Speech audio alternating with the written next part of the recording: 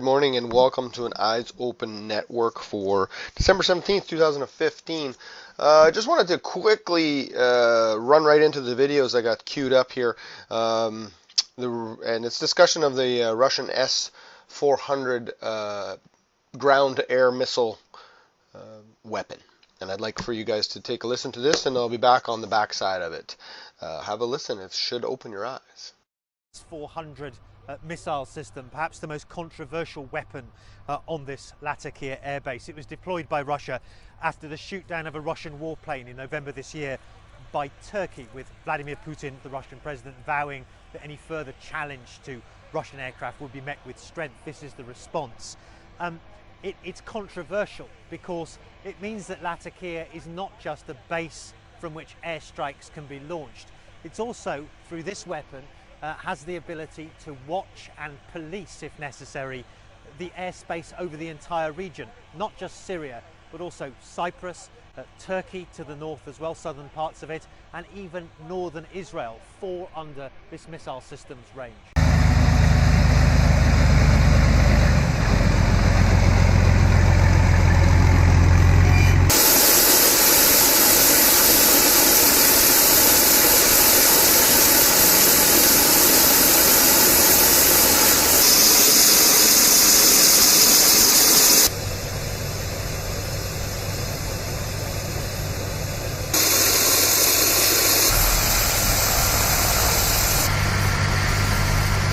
Seek and destroy.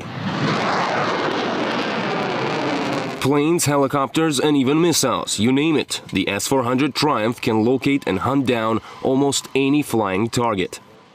First, the target is spotted and identified. Then the system starts monitoring it, or following its course. Then the command makes the call to either eliminate the target or not. After getting the green light, the system opens fire. One of the strong suits of the system is its mobility. It can literally create full-scale air defense anywhere on the ground within minutes. Preparation takes not more than 5 minutes, and everything's done by 3 people, 1 officer and 2 conscripting soldiers. The system can shoot down objects as small as a soccer ball, even if they're flying at supersonic speeds. Each S-400 system consists of several elements. One radar, which monitors the skies looking for targets, a second one, which follows specific targets, a command post, and the launcher itself, or the gun, as it's called here in the Army. Combined, the elements of the system can follow up to 300 targets, flying from as low as just a few feet above ground and up to nearly 40 miles high in the skies, which is pretty much around 6 times higher than the average passenger jet. The first S-400 systems are already in service, and along with the older S-300 and Panzer S, protect the skies over Moscow, St. Petersburg, and the central industrial region of Russia. It is planned that the S-400 will completely replace the S-300. Its production has already been ended. The S-300 is capable of intercepting targets not higher than 30 kilometers, which isn't enough since we're only covering small areas. But when the altitude capacity is raised, we can protect larger territories. Analysts say recent conflicts have shown how vital it is to have reliable defense, not only from threats from the skies, but from space also. And this is what the S-400 was designed to do. It can locate targets nearly 600 kilometers away and has a firing range of up to 400 kilometers. That's around 5 times more than its Western analog, the Patriot. There are no plans for exporting it just yet, giving Russia a chance for an unprecedented advantage against any threat from the skies for at least the next 20 years. Yegor Piskunov, RT, Southern Russia. Well, I'll be. That was quite an interesting video, or a couple of videos. For me, anyway, it was quite... it spoke volumes as to what Vladimir Putin is prepared to do. We'll see if that anybody's willing to test that resolve.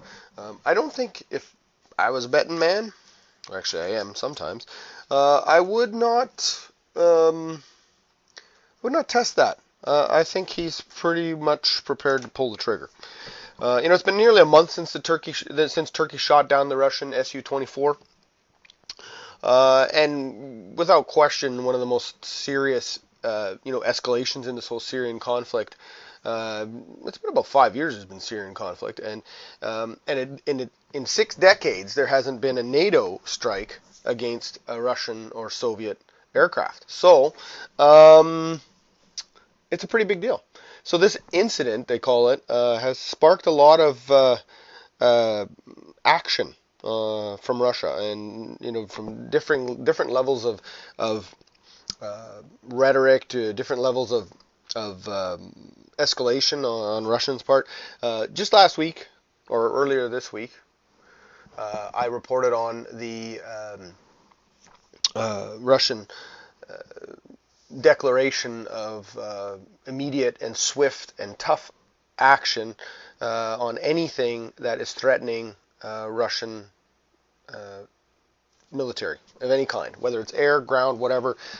Immediately destroyed are the words that were often used. So I reported that earlier this week, and today Russia's taken it up to another level.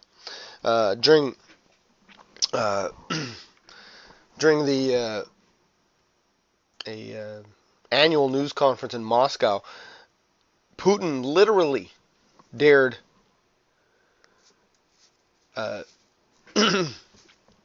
the Turkish F-16s to fly into Syrian airspace. He dared them to fly into Turkish airspace. Bloomberg, the Bloomberg is reporting that Putin signaled that Russia is ready to shoot down any Turkish military aircraft that strays into the Syrian airspace. That's end quote. So that's a pretty interesting. That's a pretty interesting quote that we really, you can't really ignore it. Another quote that caught my attention that forces me, and it's the whole eyes open concept, it forces me to sit back and go, whoa. No matter how much you live in a different part of the world and you're not sitting right there in the middle of the conflict, this stuff's going on, and it's, getting worse, or it's getting, people are drawing lines in the sand, and it's getting a little bit crazy. But here's another quote. Let me rephrase that, sorry. The quote starts, Turkey constantly violated Syrian airspace in the past. Let them fly there now, he said, pointing out Russia's most advanced air defense system, the S-400, is covering all of Syria.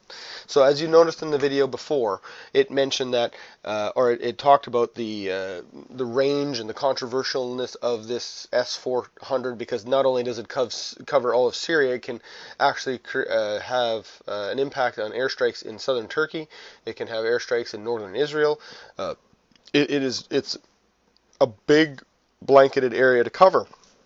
In addition to that, no one else has technology that we know of that can match the distance and accuracy. One of the quotes I got out of that video was, it can take down an object as small as a soccer ball moving at supersonic speeds. What? That is crazy. That's a powerful weapon, and it can spot flying objects, whatever they might be, up to 600 kilometers away, and engage them and take them and destroy them up to 400 kilometers away.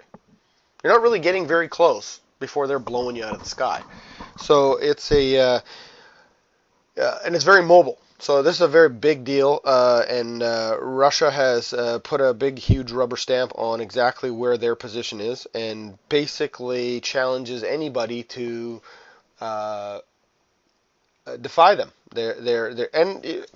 Hey, look, I can hardly blame them at this point from the amount of heat that they've taken from ISIS and from Turkey and from all of the different pieces of this puzzle. They're just standing their ground at this point, and it's going to be an interesting 2016, I have to say. I'm going to finish this off with a. You can look up this annual press conference that Putin held in Moscow, and there's English translations of it all over the internet. You can easily find them. And I will, if I can capture the link of this press conference, I'll put it into the description down below. But let me tell you this.